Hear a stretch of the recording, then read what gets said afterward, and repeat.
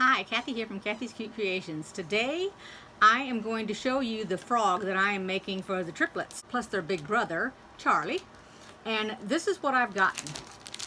It is from me and my sister Designs. It's super duper easy. They even have a video, and I've done all the prep work, and I'm going to start quilting the top before I cut it out, and let me show you what I've done since I'm making 4 of them. When you order the pattern, it's a PDF. This is what you get when you download it.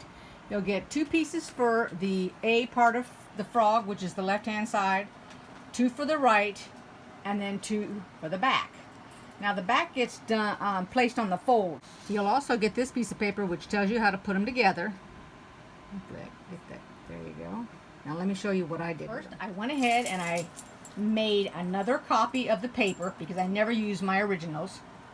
You can use it on tissue paper. I just printed it out of the printer. Then I went ahead and I put them together. I've just got tape on it. Cut them out. This is the fabric that I'm going to use for one of them. I cut out my fabric because I'm just using the squares. I cut out a piece of batting, and then I'm using white fabric underneath. Is lay it out.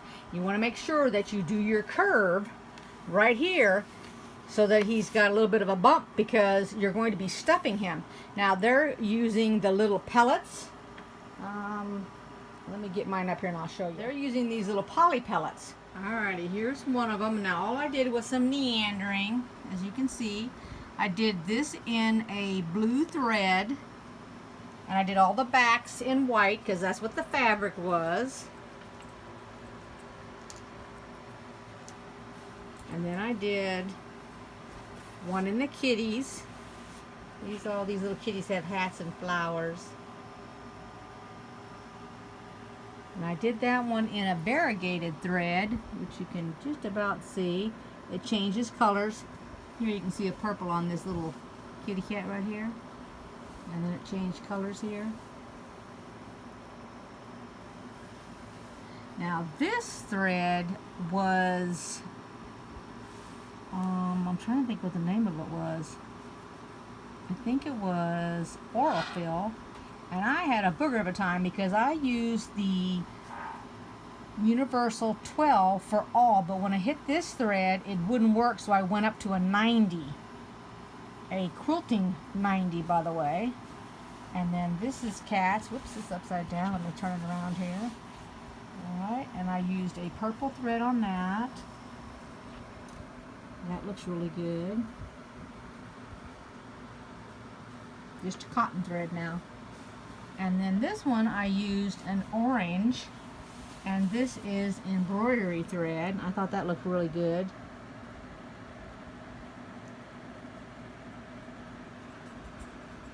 I'm trying to think if I used another embroidery thread.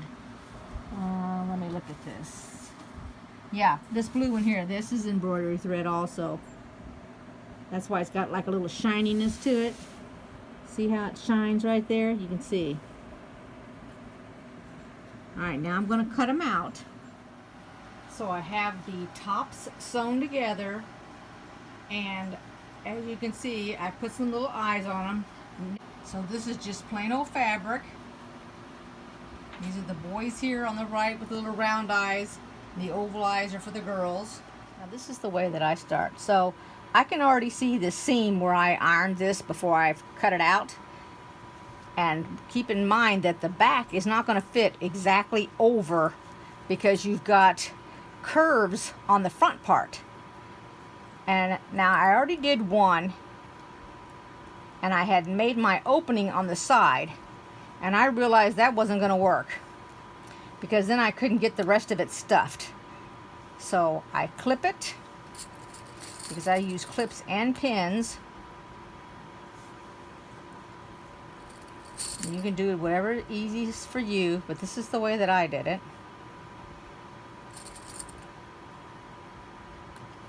And I decided to go ahead after I trial and error here. I'm going to make the top part where I put the poly pellets in. So I am marking where the hole is going to be. And I don't need any bigger of a hole than this because this is the funnel that I put in here. and that fits just fine. And then all I did was go around and put all my little clips.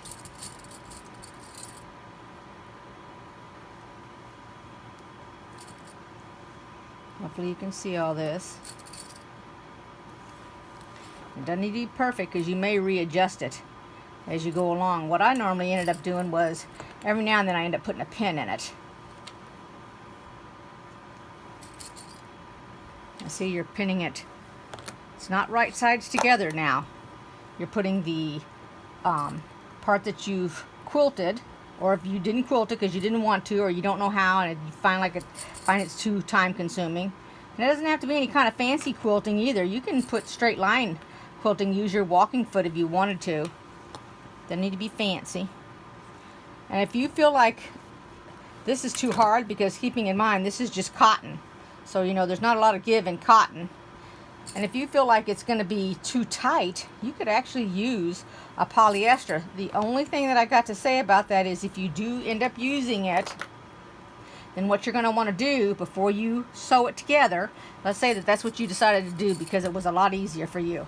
I'm not talking about doing any kind of quilting with polyester. I'm just saying that that's what you want to use instead of using the cotton because you feel like it's too hard, all right, until you get used to it.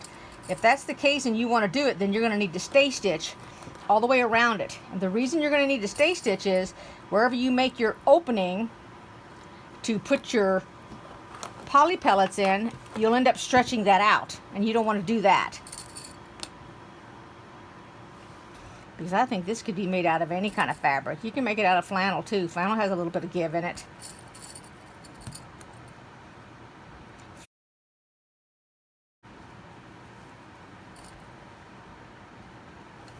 And see how I went all the way around there? Okay, and that's it. And this is the side that I actually sew on, is right here. So I start up here at the corner, I'll go all the way around it and come up here and stop. Make sure that you lock in your stitches on the beginning and the ending so that it doesn't come apart when you go to fill it. All right? And right now I'm working on a different one, so when I get ready to sew this, I will show you what I'm doing. Okay, so the main thing that you need to be thinking about is I'm trying to keep this foot, the right hand side of it, right along here. That gives me enough of a 1/4 inch to catch it because I want to be able to cut a little bit off with my pinking shears. And I'm starting on this one, so I'm going to lock it into place. It's straight stitch. The only difference is that for this project here, I went down from a 2.5 to a 2.0, so that the stitch will be smaller to hold those poly pellets. And we're not going to go fast. We're going to take our time.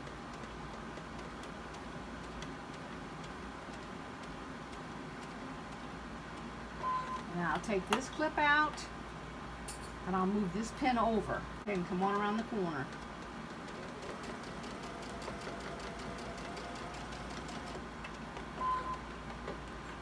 And then take the next clip out and I'll move the pin down some more.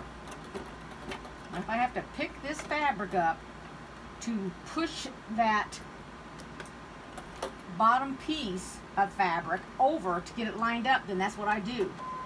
Because remember now, the top is going to be bigger than the bottom. The bottom is smaller, the fabric is.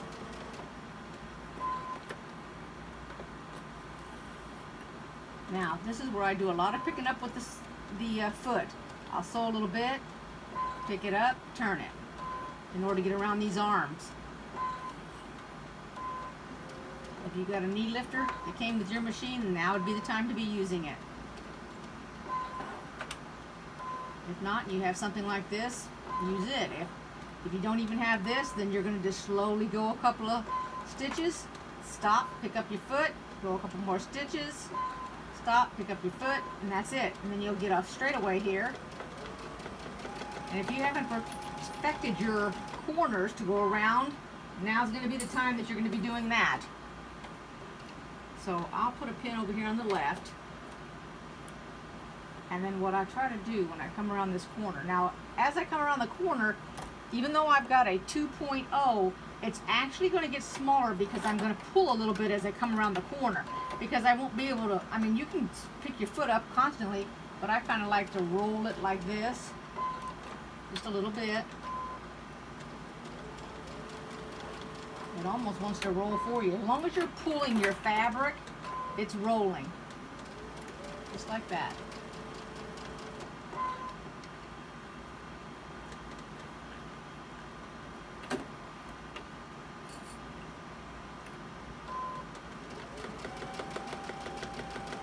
Now, do you hear that sound my sewing machine's making? It's got like a clicking going on. I'm going to be lucky if I can get through this one project right here, because that's telling me my sewing machine needs to be cleaned out. That's how I know I need to be replacing my needle and cleaning out my sewing machine.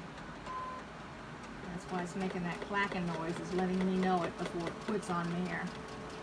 It'll take so much and then it's going to quit. And I'll say no more. Now that's this machine. That's not all my machines.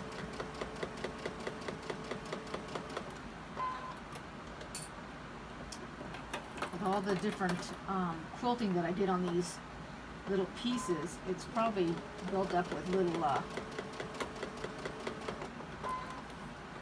batting and everything underneath there.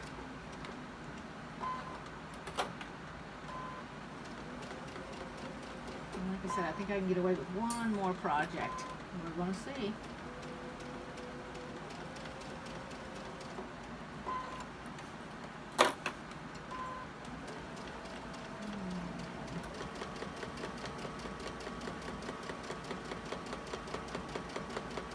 Yeah, I know, it's annoying. Gosh. It started on the last frog I was doing. But I have to get this one done for you if I can. It's a lot of moving around your frog too. A lot of it. And if I'm going to tell you, if your thread breaks, don't worry about it. Just back up, lock it in place, and keep on going.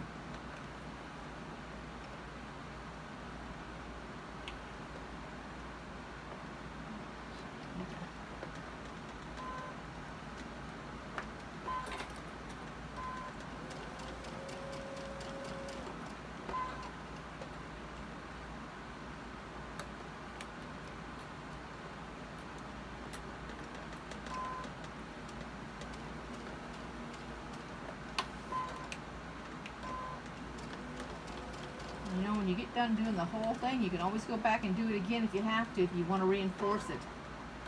No reason not to. You feel like something's off, like this corner right here needs a different stitch in it, I'll go back and I'll fix that when I'm all finished.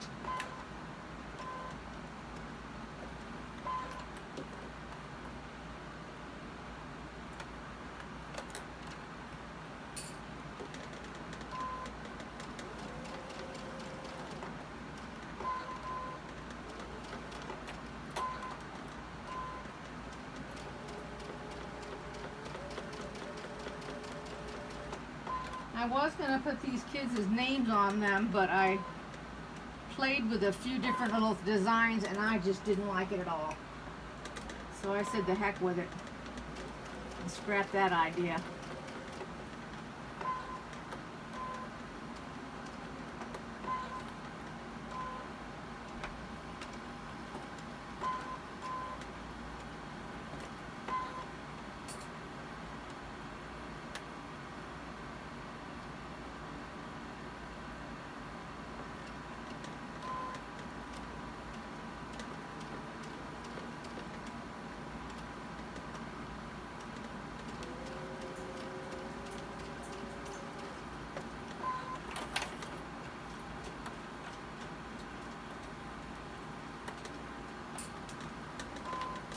I think you get the gist of it here, of what I'm doing.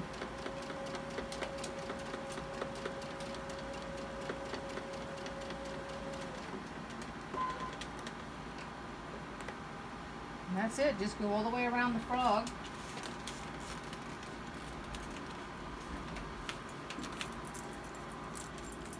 Now the next thing is to cut around it.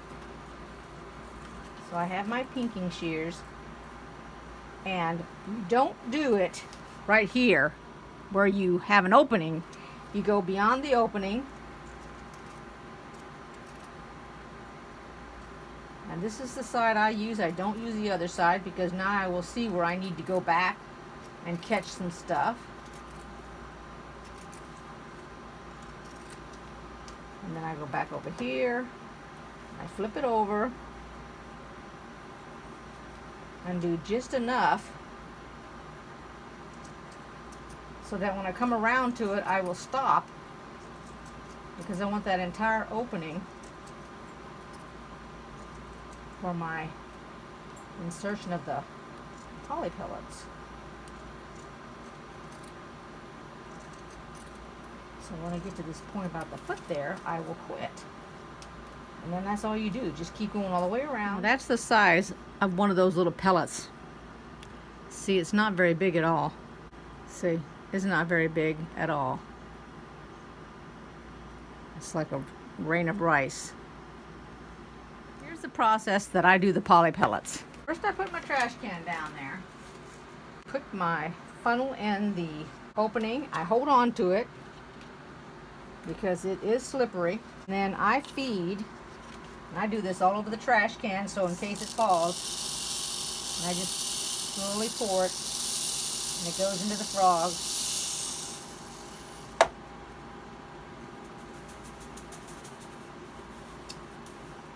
And then first time around, I wiggle it so it goes down in the legs. Otherwise it'll just jam right there. You can tell when it goes down there. The legs and the feet start filling out. Just move it along. So that glass full filled up the bottom half of him right there. I've got a great big huge container of it. Let's see if I can back that off so you can read it. I used up the tail end of my last container full of poly pellets for the first frog.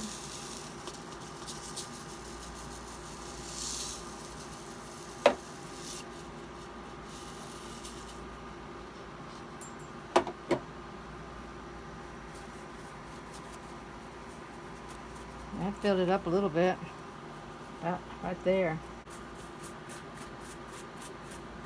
Because you don't want him to get too stuffed, or you won't sew it shut. So I think I can put a little bit more. Let's move him up here. I got him up on the table now.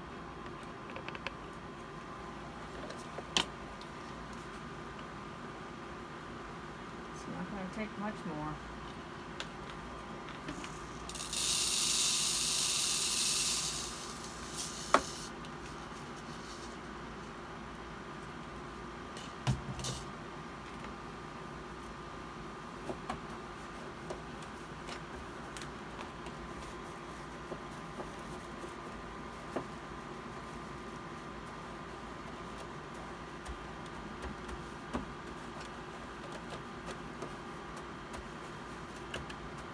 Probably just a little bit more, and that's it. Now you could, if you want to and you're worried about this, is you can take a little bit of glue, which is what I'm going to do, or you can take fusible. I don't think I'm going to do the fusible, I'm going to do the glue, I think, and just seal up the little hole here where you're going to sew. I'll show you what I'm going to use. I think that's enough in there. You can either use Elmer's or you can use this right here, the glue based. I'm going to use that. I don't have to lay it down to use this. Whoops, oh, I had some polys right there at the top.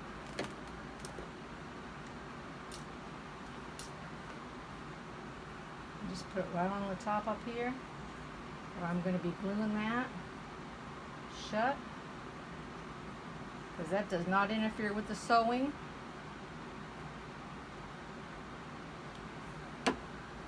Just take it and pinch it.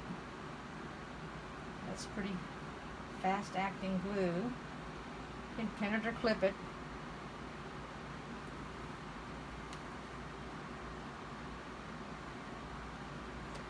I'm going to leave it sit here a minute. Last thing to do is just cut your excess off with your peeking shears. And that's it. You're done. It's done. You're done. It's finished. There you go.